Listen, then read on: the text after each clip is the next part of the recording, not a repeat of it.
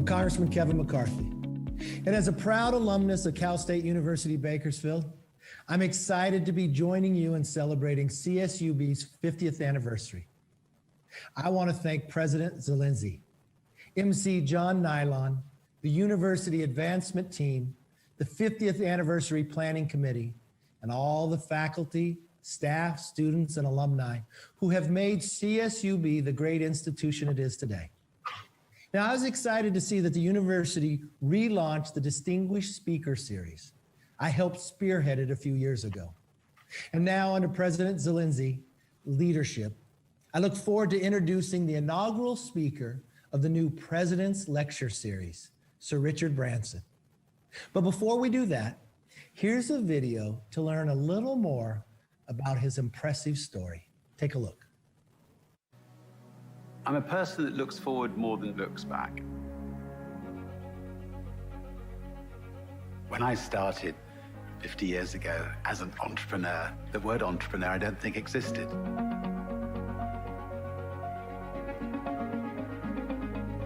The airline's the brainchild of Richard Branson, 34-year-old millionaire head of the Virgin Records empire. I think an entrepreneur is somebody that creates something that makes a positive difference to other people's lives.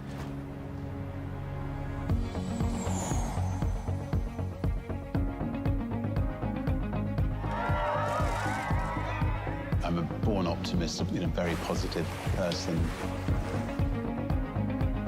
Both my children have inherited that from me. And I was very lucky, I had a very happy childhood.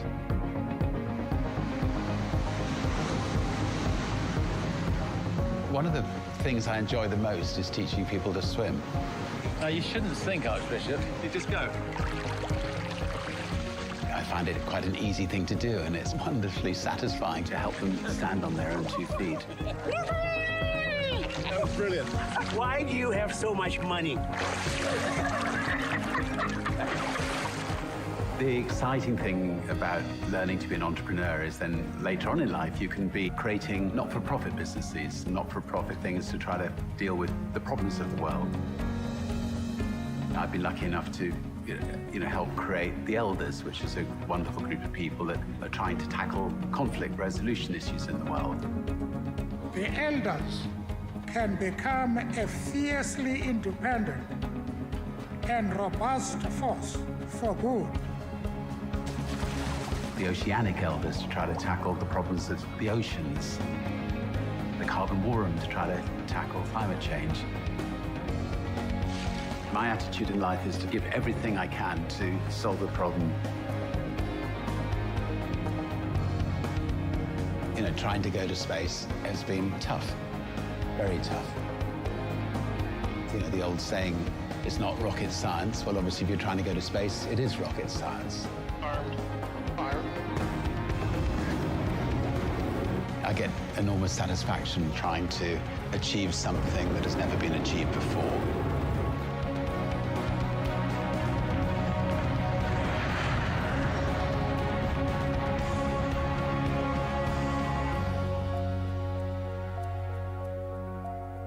My favorite phrase to all the people around me is, screw it, just get on and do it.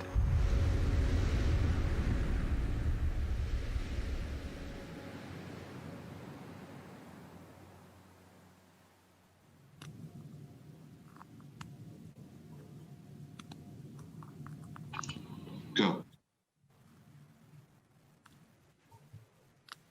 Hi, Kevin. It's Richard. And just want to first of all just congratulate the university on this 50th anniversary. And it's great that you've got these keynote speeches back again. And I'll do my best to help Kevin kick it off tonight. Well, Richard, thank you for doing this. You know how much I admire you, and you're pretty special for Kern County because how much you do out in the desert as well, and you're kind of changing the direction, making the world a little smaller. We've got a few questions here from some of the students, some of the faculty, and so let me kick it off with the very first one, and this is an anonymous one. The Virgin Group started 50 years ago, kind of just like the university, CSUB. Can you tell us about how you started your business, and what are you looking forward to in your future businesses? I was 15 once. I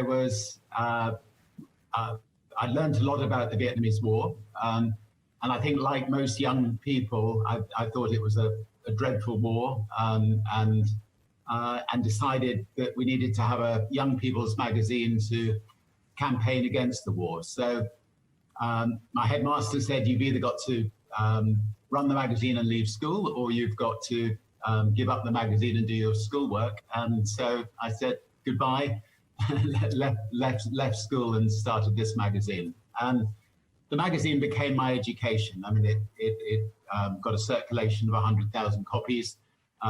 It let students have a proper voice. And we campaigned on issues that we felt strongly about. And there were a lot of unjust issues in the world at the time. And I think hopefully the magazine played a part in helping some of them. That's excellent. All right, I got another question. It's actually from our MC tonight, John Nylon. Philanthropy has really been a major focus in your life. And really at Cal State, the foundation and its philanthropic supporters have played an increasing important role in supporting students and faculty. Talk to us a little about why you believe in philanthropy and why this is so important. Tonight on this 50th anniversary is our first night, our first ever giving day for CSU. Well, let's step back a little bit. For your students who want to build a business, they in themselves will make a difference to other people. I mean, the only way a business is going to be successful is if you create a business that changes other people's lives. But having built a business and having got a team of people around you, maybe having created some wealth, then you've got to make sure that you don't waste a penny of that wealth, and that you put it to good use, and you look at the problems of the world, and you do your utmost to get on top of those problems. So if you're a very small company, you just draw a circle around yourself. You make sure you get fit and healthy.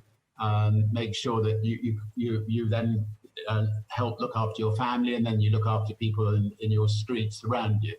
As your company gets bigger, you can look after your city. As the company gets bigger still, your country, and then bigger still, you can look at global problems. And I think the reason that it's important that business people get involved is that there aren't many politicians like yourself who've been politicians for a long time, and have been in a similar job for a long time, and have the knowledge that you do. Most politicians are in position maybe for 2 or 3 years, if that, and then they're moved on. Whereas I've been a businessman now for 55 years, and I've seen the Iraq War, I've seen the Vietnamese War, I've seen a lot that's gone on in the world, and there will be occasions because of that we can help politicians sort out some of the big problems. And at Virgin, one thing we did in the lead up to the Iraq War was get refugees out of Iraq who were being used as human hostages, and persuaded Saddam Hussein, look, we'll bring medical supplies if you let us take the hostages out, and he agreed. So if you build up a face that is well known around the world, it is possible to use it to try to set about getting positive change. Now, I want to read one other question for you, and this comes from Greg Bynum, who's one of our biggest supporters, a successful businessman, entrepreneur like yourself, but he really gives back to this university. The library, I think he and Mary were some of the biggest donors to it from the very beginning and tried to go through. And so I've got my undergrad there in business, and I got my MBA from Cal State Bakersfield. So what he's really talking about is, what advice and direction would you give a new graduate who's passionate about and wanting to be a successful entrepreneur? You're very successful, but you've had failures, and you don't look at them as failures. You look at them as a learning experience. So What would you tell that person in today's world, coming out of COVID, coming out of the world in front of them? What challenge and what things should they do? Well, if you're going to devote your life to becoming an entrepreneur, try to make sure that what you're doing is something you can be proud of. That's something that's going to make a real difference to other people's lives. Make sure that you get a tremendous group of people around you. Make sure that you look after those people and that you motivate them well and that you praise them well. And if you get those basic ingredients right, you have a business. And what my approach is always, wherever I am, I keep my eyes open. If I get frustrated about something, like 35 years ago, being bumped off an aeroplane, trying to get to the Virgin Islands, and I thought, screw it, this is ridiculous. Airlines should not bump you just because they don't have enough passengers. And so we got a secondhand 747 from Boeing and gave it a go. And literally out of personal frustration. And I think a lot of the best businesses are created where they feel that I could do it better than it's being done by other people.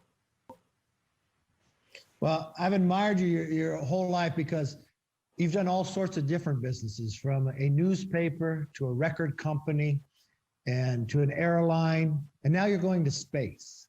You've entered these industries that sometimes already have big players in it, and you just put a different style and culture to it. I mean, I knew when I would fly Virgin, it was a different item I would get. The seat was a little more comfortable, the lighting was better, the food was better, and the service was better. How do you develop that type of culture, the ethics behind it, and get the entire team together to believe in the entrepreneur spirit that you have? I mean, you're a driver, but how do you have the employees believe the same? I think that you've just got to be sure that whatever you create, that all the people who are working with you can be really proud of it. And I think if somebody comes and works for Virgin, they know what their job will be. They know that in any industry that we go into, we can't be second best. We have to be the best. And we're lucky at Virgin that we have. I don't know. I think we've created $18 billion companies in about 10 different sectors. So through that process, we've surrounded ourselves with great people. So if we launch into the cruise business, which we're just doing, I can draw on people from the airline business. I can draw on people from our food businesses or our telecoms business. We can draw on the person who developed our lounge at Heathrow, our upper class lounge, who's brilliant, and we can create the kind of cruise company that young people and young at heart people would love to travel on, and that they created, and so basically set out to create the best in whatever field you go into, and you'll attract great people, and for the Virgin brand, or for any brand, any one company could let the brand down. So every new go into, you've just got to make sure you get it as near spot on right as you can. Obviously, accepting that sometimes you'll fall flat in your face, but then obviously if you do, pick yourself up, brush yourself down, and get on with it, go move forward again. Now, you just mentioned all those businesses, from a cruise line to an airline. Those are service industries that probably have been the hardest hit when it comes to the COVID virus going through. How do you view, or do you even see, as we come out of this, as we get a vaccine that's safe and secure, will we go back, do you think, normally to where we were before, that we have this pent-up frustration that we're going to travel more? Do you think it'll take a long time, or is this changing your business model or your thinking on how to continue in those lines of work? Well, it's true that I thought in the past that diversification was sensible. The problem is we diversified into cruises, airlines, fitness centers. Pretty well every single business has been closed down for 6 months.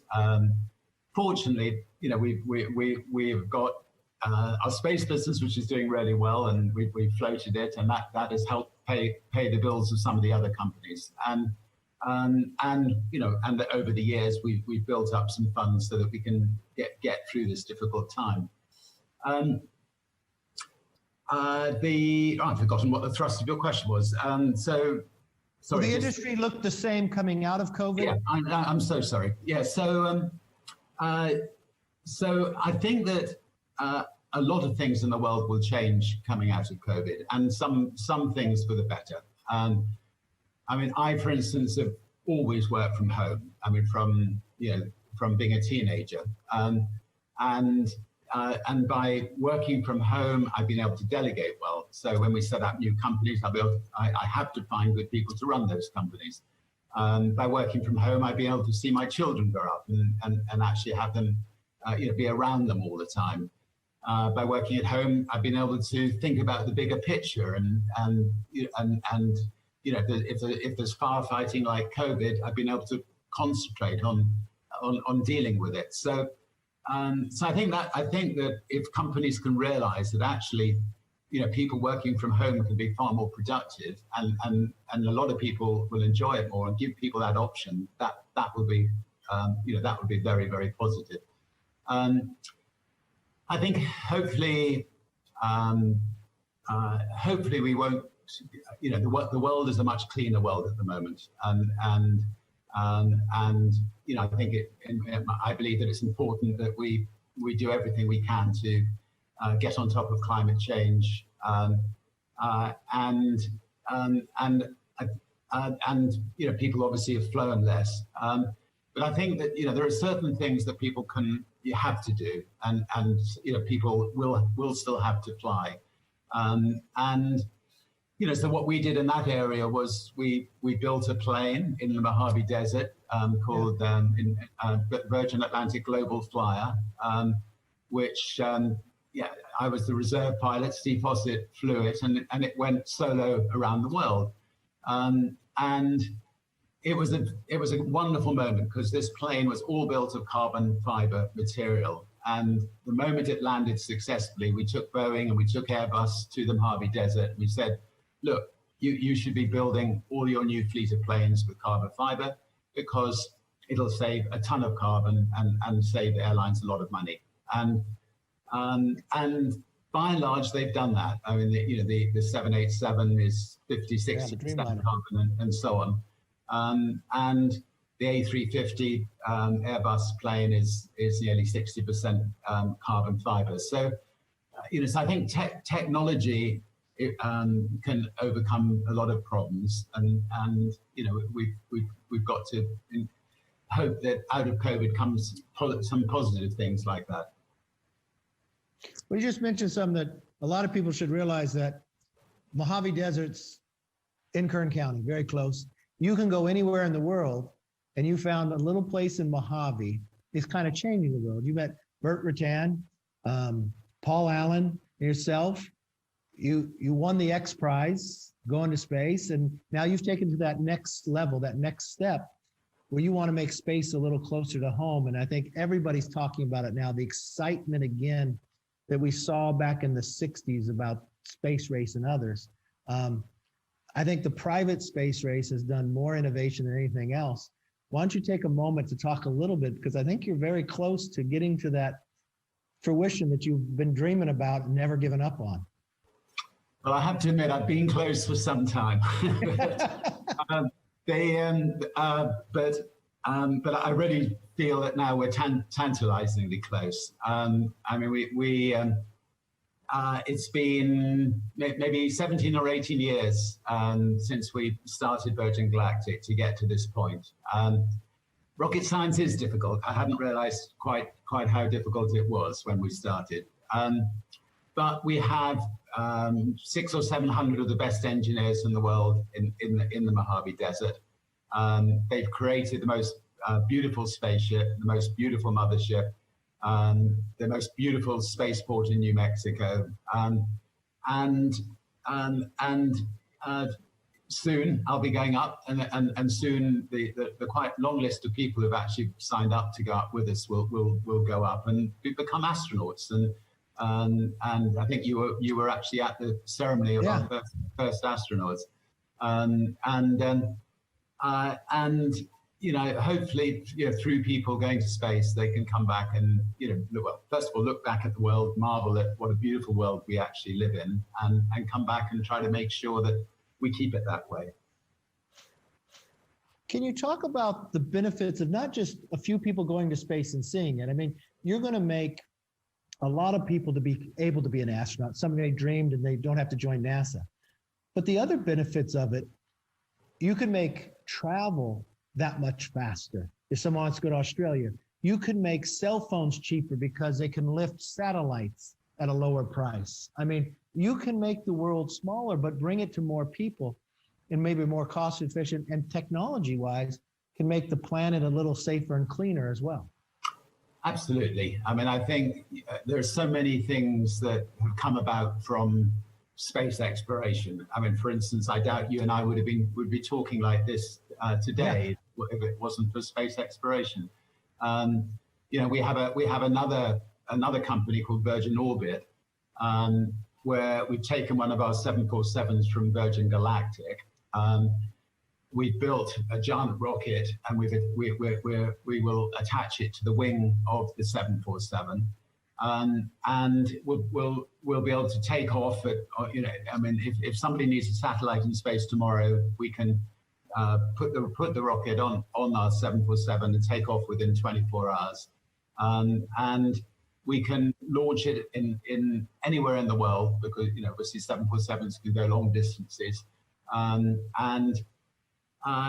you know, that's going to be important for so many different things that we use satellites for, but also from, you know, to deter, you know, let's say an Iran or a China or something, or Russia from knocking out our satellites. If they know that those satellites can be replaced in 24 hours, then they needn't bother to go to the trouble of, you know, trying to destroy a communication system. So, you know, there are enormous benefits like that can come from businesses like that. Okay, let me have a little fun with you. You've had some amazing companies. I've watched you climb one time on television from a hot air balloon to another, doing some extraordinary things. You risk your life to different things. But one of the most famous companies you had, and maybe one you enjoyed greatly, was Virgin Records. So you actually brought forth a lot of different bands. I don't want to pick your favorite one, but what was some of the most interesting ones, or could raise up to one of the most favorite bands that you dealt with at the time, just from a music perspective? Well, I mean, we signed the Rolling Stones, and obviously, you know, that was sort of a culmination in the music business. And did you think they'd still be playing today?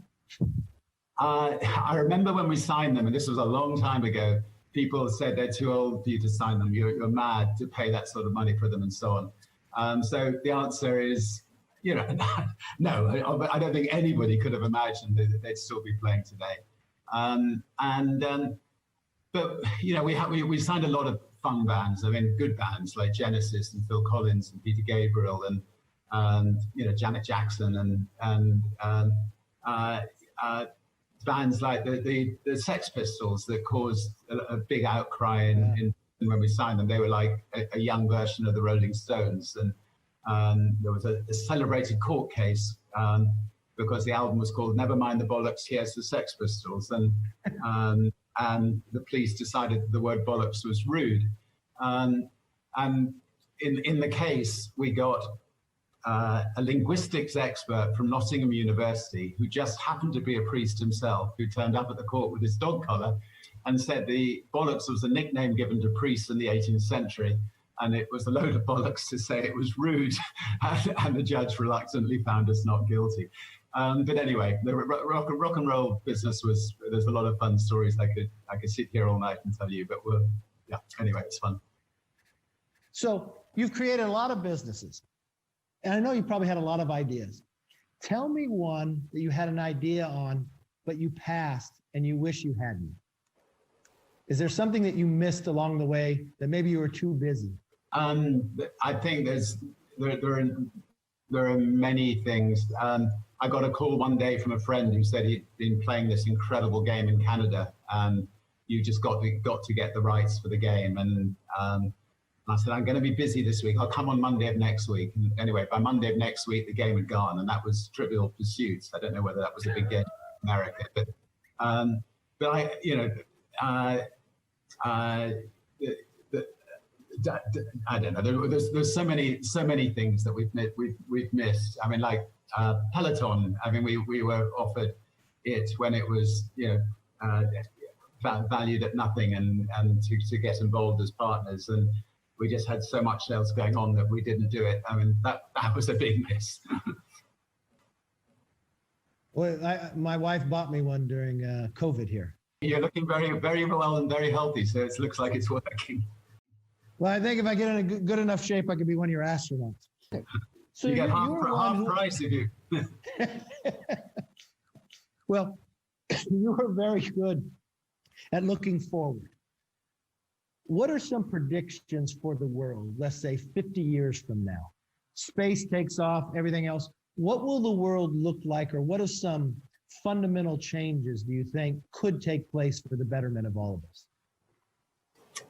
Oh, I think that with determination, the world can look fantastic in 50 years' time, and that's through the people's human ingenuity.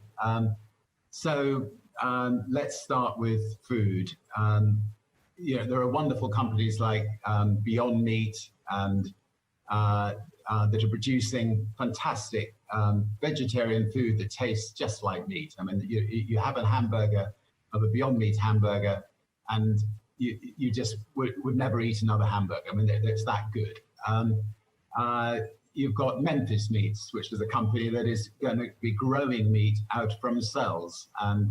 And I think that, you know, in 20 years' time, people will not have to kill any animals anymore, because Memphis Meats can grow cattle, can grow, you know, pigs can grow, fish can grow, chicken, and you know, yes, there are obviously going to be negative negative side effects of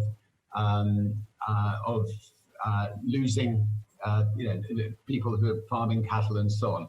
But that land can then be put across for vegetables, and can feed, you know, 10 times the amount of people that are currently in the world. It can be put aside for forests and help address climate change. You know, I hope that we have a world where we haven't destroyed, you know, the few remaining beautiful species, like, you know, 1,400 tigers left in the world in India, handfuls of lemurs left in Madagascar. You know, I hope we have a world where I mean, we need to deal with this immediately, that we look after our species. I mean, the world got together on whales in the ocean, and it's been wonderful to see their numbers coming back because of you know, the International Whaling Treaty. I believe that in 30 years' time, pretty well everything will run on clean energy, and that will save people a lot of money, and the world will be cleaner for it. And you know, you know, here on Necker Island, we're powered from wind and solar, and it's lovely. I can not feel guilty about, you know, running a long hot bath, or, you know, you know, you just know it's just coming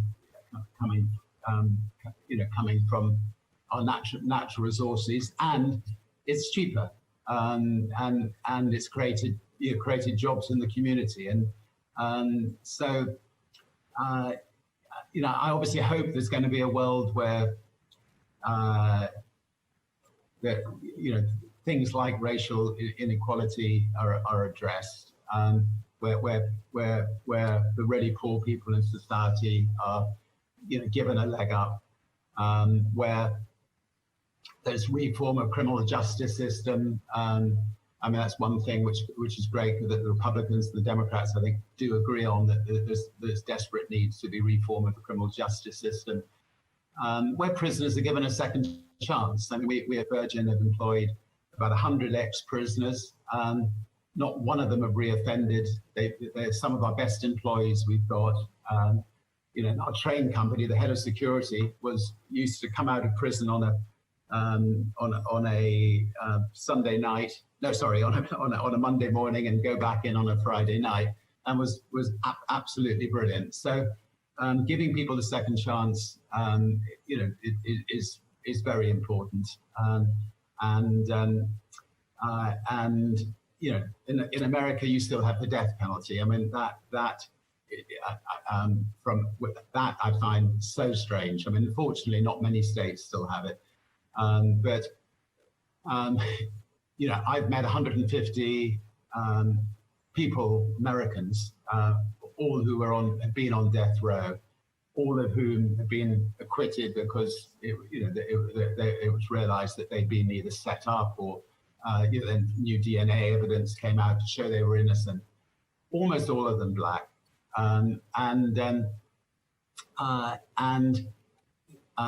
there's no question that innocent people get executed. I mean, the last execution that happened in Britain was in about 1946, and an innocent person was executed. And you know, now the whole of Europe for 50 years, no death penalty. You know, people are locked up for life if they commit an atrocity. But you know, I think we can all sort of you know, live with our heads held a bit higher as a result. I'm always tempted to throw the question back on you, but no, you're very good. You know, the one thing you can say, we did do criminal justice reform together. And it wasn't, we did it last term. What scares you as a human being looking around the world today? I mean, I used to always, when I was at Cal State in the MBA program, I learned the SWOT analysis: strength, weakness, opportunities, and threats. So we always looked at our greatest strengths when we would go to buy a company, then our weaknesses, then our opportunities and threats. What threats do you think are out there from a world perspective? It could be a bad company. It could be things we're not focusing enough on. I mean, I look at this virus, no one really thought. Here we were, the world economically probably in a stronger place we have been before. No one thought it could do this much damage, loss of life. But on a positive end, I've seen things happen through healthcare, telemedicine, where now we're finding where a lot of men wouldn't go, but now they're utilizing Zoom, other things. It's helping us advance in certain areas, the approval of certain testing medically wise. We're moving faster. But what are some of the threats out there that you look at or think to try to help solve? Well, we touched on some. I mean, obviously, climate change is something which I'm deeply worried about, and the fact that the rainforests are being cut down at a horrendous rate obviously puts at risk the species in those rainforests, and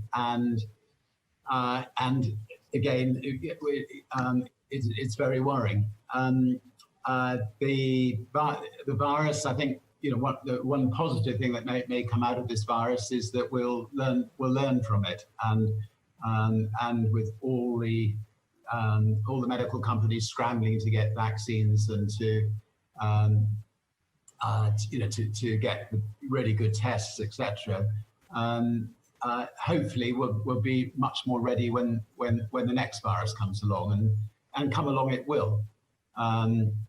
I think that there's a wonderful man in America called Larry Brilliant, who I think 30 years ago I met him, and he forecast exactly what's happened. And you know, he's been working on a scheme so that almost every single nurse in the world, if they come across anything unusual, you know, they can then make an alert on a global a global website, and so that we can try to jump on it quickly. Because if we can jump on these new viruses really quickly, like was done with Ebola, for instance, then what's happened now needn't happen. Yeah. All right, let me ask you, from all your experiences, I never say you've ever failed at a business, but I mean, people need to know that you have dyslexia. You said you left school early. So you have determination that you don't give up. So along the way on some of these businesses, they probably didn't just shoot off. What was the lesson you learned from one of these businesses that didn't succeed that every graduate could take from before they start a business? If you start a business from scratch without funding, which I did originally, you're obviously scrambling all the time to pay the bills and hiding behind the door if somebody comes for a parking ticket, and that was my sort of first 5 years in business, was just scrambling to survive. And surviving is pretty well all that matters in those early days. Once you've got through those struggling times, I mean, in my own case, I kept on pushing the boat out again and again and again. So we didn't just have the one struggling time; we've had quite a few struggling times. But I think the main thing I would learn is that we took on Coca-Cola once in quite a big way with Virgin Cola, and for about 1.5 years we were out selling Coke and Pepsi in every store that we were in the UK. And then we got greedy. We decided, we're going to take them on in America. So I arrived in America with a Sherman tanker, drove it into Times Square. We crushed all these massive cans of Coca-Cola and Pepsi. Cola was squirting everywhere. And anyway, we had a big smile on our face. But Coke the next day got a DC-10 on the Atlanta runway, filled it with SWAT teams and money, and it arrived in the UK. And very quickly, all the Virgin Cola disappeared from the shelves. And I think that when British Airways tried to do that to Virgin Atlantic and started a dirty tricks campaign to drive us out of business, we survived because people, we were much better than Virgin Atlantic with 2 cans of cola. Okay, it may taste a little bit different, but we weren't driving that company with quality. And so, we've never, ever started a new company that hasn't got a quality edge on our competitors. If you could tell the students 1 or 2 books that they should read that could help have an influence on your life, what would there be? Well, I've not been great at reading business books myself. Could be an article. What's that? I mean, at the moment I'm reading the trilogy of Henry VIII, which I would highly recommend to anyone to read. Although I've just got on to the bit about Anne Boleyn, and my wife asked me not to read that bit. But no, I think. I don't know. Is it a business university, primarily, or all sorts of things at the university? It's just the Cal State. It does everything. Yeah. Okay. So, so I think just to keep interested in everything that's going on in life. I mean, some people say to me, you left school at 15. You would advise that of everyone, right? You wouldn't advise especially not when their parents are around. But I think, and when I was 40, actually, I said to my wife, I think I'm going to give up Virgin. I'm going to go to university. I've never had a university education. And she just turned to me and said, you just want to chat up those young girls at university. You go straight back to work. So good advice anyway. And so I think, if you're lucky and you leave school early like I did, and you manage to get your, the education of life outside, if you want to be a businessman, that's obviously a dream situation. But university is also an insurance policy. If you do fall flat in your face, at least you've got a good education, and therefore you can use that education in other areas. But by and large, if you want to be an entrepreneur, the sooner you start, the better. So, if you are still at university, start being entrepreneurial. I mean, ideally start being entrepreneurial when you're at school. All right, last question. Who do you admire? Who had the biggest influence on your life outside of your parents? Giving you advice? The person I got to know really well was Nelson Mandela, and he was obviously an extraordinary man, and he headed up an organization we set up called the Elders that goes into conflict regions and tries to resolve conflicts, and he attracted people like Kofi Annan and President Carter and Mary Robinson and another group of really great people. The reason I admire Mandela was what he and Archbishop Tutu did when apartheid was abolished and he was released from prison. He didn't prosecute people. He didn't execute people. They set up the Truth and Reconciliation courts. If somebody, if a white person had killed a black person, the white person had to come to the court and meet the relatives of the person who'd been killed. And he oversaw this process of reconciliation that worked. And South Africa is now a wonderful mixed race nation. And by and large, it's been a great success. He also had a wicked sense of humor, and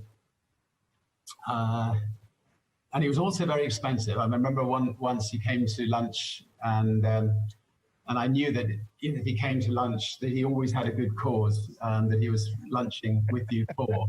So I was there with his wife and with my children and with my wife, and we got through the first course, we got through the main course, we got through the pudding, and I went to the kitchen and said, "Can you hurry up the coffee, please?" And as the coffee arrived, he turns to me and says, "Richard, last week I had lunch with Bill Gates, and he gave me $50 million for such and such a project." And I went, "Oh, ouch." Well, you are an inspiration to so many. For everybody who's watching, I just asked you if you would do this, and you're far away. You took your time out. You're not charging us. There's a reason why they knighted you, Sir Richard Branson. You're very kind, and you're very gracious, because I'm not sure you agree with all my answers, but you receive them all with a smile. But the great thing about it is, and this is something I think in the world today, we could have differences of opinion, and we should discuss them. I mean, even if you have a different opinion, it only makes you stronger in your beliefs or not. And people are not bad if they disagree with one another. And for an institution of learning, we should foster that more. I couldn't agree more. I'm going to just give one last story, if that's all right. I was in a beautiful little hotel we have in Marrakesh called the Casbah Tamadot, and I was playing tennis with one of the guests, and